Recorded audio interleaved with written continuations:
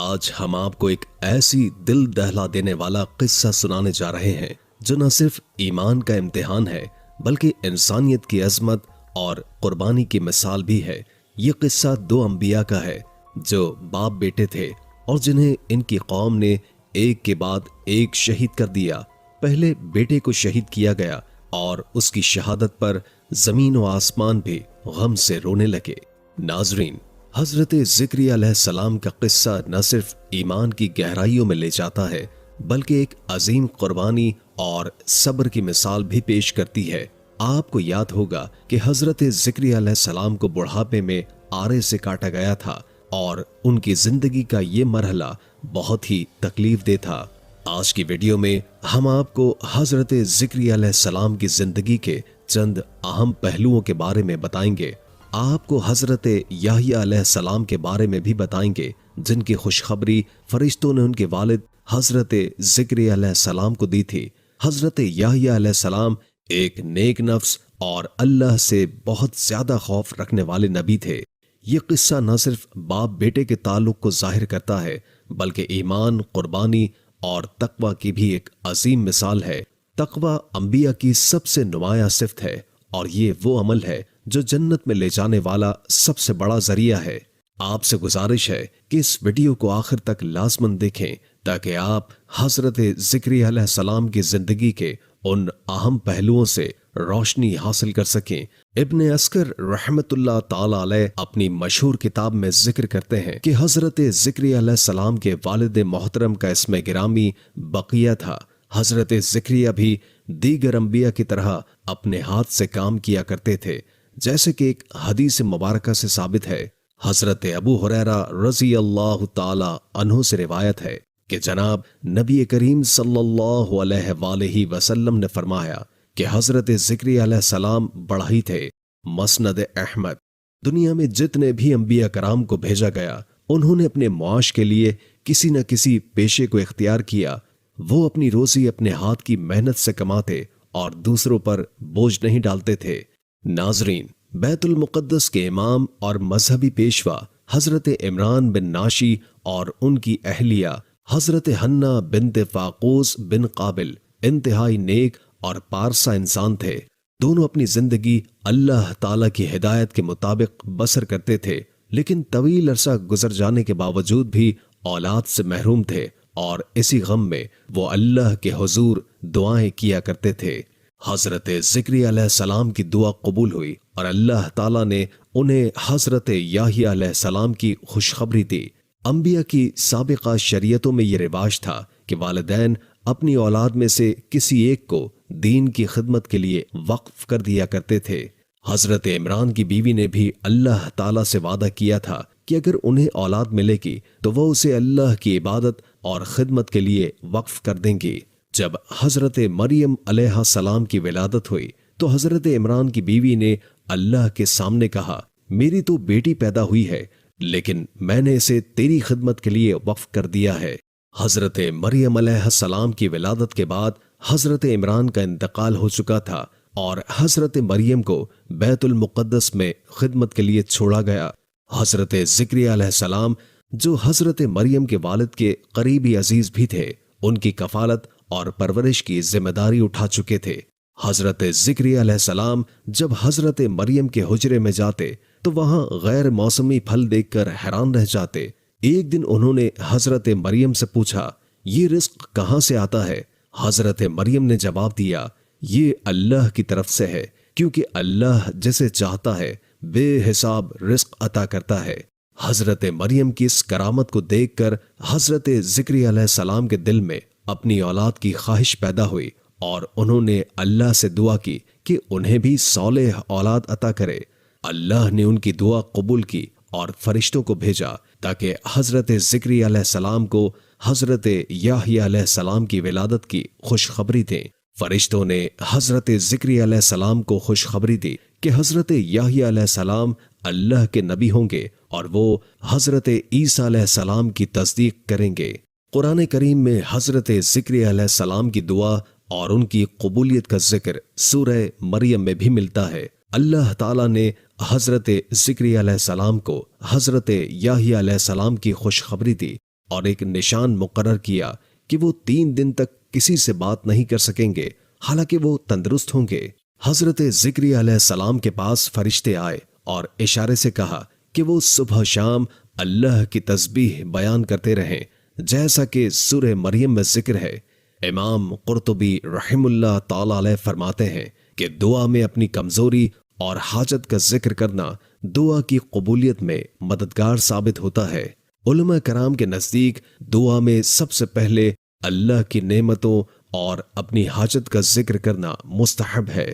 بیان القرآن میں یہ بھی ذکر ہے کہ بنی اسرائیل نے حضرت یحییٰ علیہ السلام کو بھی شہید کر دیا جب وہ دمشق میں تھے۔ حضرت یحییٰ علیہ السلام کی شہادت کے بعد بنی اسرائیل نے حضرت زکریا علیہ السلام کو بھی قتل کرنے کا منصوبہ بنایا۔ بعض روایات کے مطابق حضرت زکریا علیہ السلام نے اپنی طبعی عمر پوری کر کے وفات پائی، لیکن بہت سے مفسرین کا کہنا ہے کہ انہیں بھی بنی اسرائیل نے شہید کیا۔ وہب بن منبع رحم اللہ تعالی علیہ کے مطابق حضرت زکریا علیہ السلام اپنی قوم سے بچنے کے لیے بھاگے اور ایک درخت کی کھو میں پناہ گزین ہوئے۔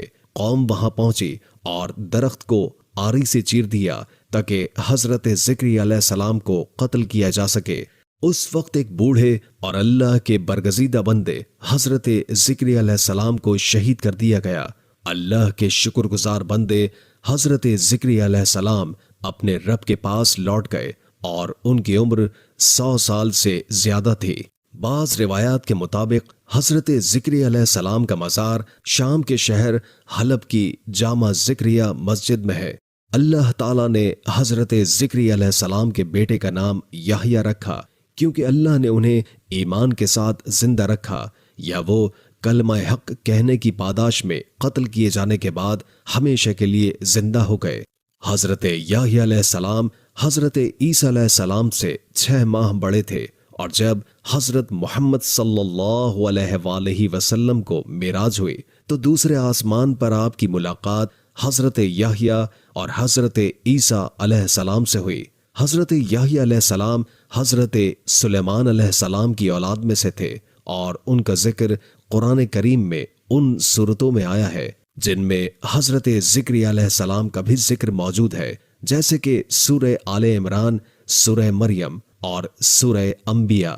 حضرت زکریا علیہ السلام کی دعا اور ان کی امیدوں کا نتیجہ حضرت یحییٰ علیہ السلام کی ولادت کی صورت میں ظاہر ہوا۔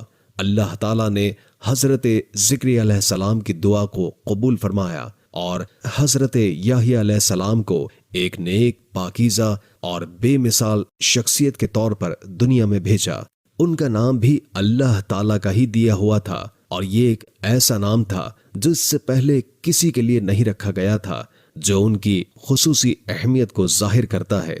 حضرت زکریا علیہ السلام کی دعا میں یہ خاص بات تھی کہ وہ اللہ سے چاہتے تھے کہ ان کی اولاد پاکیزہ ہو اور اسے اللہ کی خدمت کے لیے وقف کر دیا جائے۔ قرآن نے اس دعا کی قبولیت کو بیان کیا اور حضرت یحییٰ علیہ السلام کو نیکوں کے سردار اور عبادت گزاروں میں بے مثال شخصیت کے طور پر پیش کیا۔ حضرت یحییٰ علیہ السلام نہ صرف ایک عظیم عبادت گزار تھے، بلکہ ان کا زندگی گزارنے کا انداز بھی بے حد پاکیزہ تھا۔ نہ انہوں نے شادی کی اور نہ ہی ان کے دل میں کبھی گناہ کرنے کا خیال آیا، جو ان کی بے مثال تقوی اور پاکیزگی کو ظاہر کرتا ہے۔ حضرت یحییٰ علیہ السلام کی زندگی اللہ کے برگزیدہ پیغمبروں میں سے تھی، اور ان کی سب سے بڑی ذمہ داری حضرت عیسیٰ علیہ السلام کی آمد کی خوشخبری دینا اور ان کے آنے سے پہلے لوگوں کو ہدایت فراہم کرنا تھا۔ اللہ نے انہیں گناہوں سے پاک اور نیکوکاروں میں سے نبی بنایا تھا، اور ان کے ذریعے زمین پر اصلاح کی کوشش کی گئی۔ حضرت یحییٰ علیہ السلام کو اللہ کی طرف سے خصوصی ہدایت ملی تھی کہ وہ تورات کی شریعت پر عمل کریں اور لوگوں کو بھی اسی پر عمل کرنے کی ترغیب دیں۔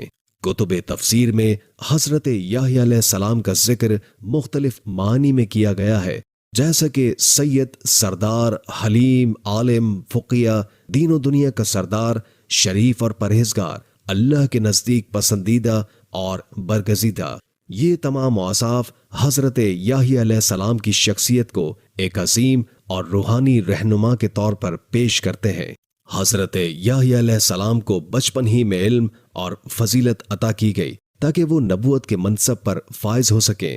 جب بچے آپ سے کھیلنے کے لیے کہتے تو آپ فرماتے، اللہ نے مجھے کھیلنے کے لیے پیدا نہیں کیا۔ یہ ان کی پاکیزگی اور روحانیت کو ظاہر کرتا ہے کہ وہ دنیا کی عارضی خوشیوں سے بلند تر تھے اور اپنی ذمہ داریوں پر توجہ مرکوز کرتے تھے۔ حضرت یحییٰ علیہ السلام کو نبوت 30 سال کی عمر میں عطا ہوئی۔ اللہ نے حضرت زکریا علیہ السلام کی دعا کو قبول کیا اور ان کی بیوی کو صحت مند بنا دیا تاکہ حضرت یحییٰ علیہ السلام کی ولادت ہو سکے، اور اس طرح حضرت یحییٰ علیہ السلام کی ولادت ایک دعا کی قبولیت کا نتیجہ تھی۔ حضور نبی کریم صلی اللہ علیہ وآلہ وسلم نے فرمایا، اللہ نے حضرت یحییٰ علیہ السلام کو 5 خاص باتوں کا حکم دیا تھا۔ ان باتوں پر عمل کرنا اور بنی اسرائیل کو بھی ان کی تلقین کرنا۔ حضرت عیسیٰ علیہ السلام نے ان باتوں کو لوگوں تک پہنچانے کی پیشکش کی، لیکن حضرت یحییٰ علیہ السلام نے ان پر خود عمل کرنے کو ترجیح دی تاکہ وہ اللہ کی رضا سے دور نہ ہو۔ آج کی ویڈیو میں ہم نے حضرت یحییٰ علیہ السلام کی زندگی اور ان کی شہادت پر روشنی ڈالی۔ اللہ تعالیٰ نے روزے اور عبادت کی فضیلت بتاتے ہوئے ہمیں صدقہ کرنے، اللہ کا ذکر کثرت سے کرنے اور دین کے احکام پر عمل کرنے کی تلقین کی ہے۔ اسی طرح حضرت یحییٰ علیہ السلام اور امام حسین علیہ السلام جیسے اللہ کے برگزیدہ بندوں کی شہادت پر زمین و آسمان نے گریہ کیا اور ان کی قربانی کو یادگار بنایا۔ روایت کے مطابق حضرت یحییٰ علیہ السلام کا سر دمشق کی جامع مسجد میں دفن کیا گیا ہے۔ اگر آپ کو ہماری ویڈیو پسند آئی ہے تو براہ کرم ہمارے چینل کو سبسکرائب کر دیں، بیل آئیکن کو دبائیں تاکہ ہماری مزید ویڈیوز کے نوٹیفیکیشن مل سکیں، اور ویڈیو کو لائک کریں، اپنی رائے کا اظہار کامنٹس میں کریں، اور اگر آپ کے ذہن میں کوئی سوال ہے تو ہمیں ضرور بتائیں۔ اللہ آپ کو اپنے حفظ و امان میں رکھے، آمین۔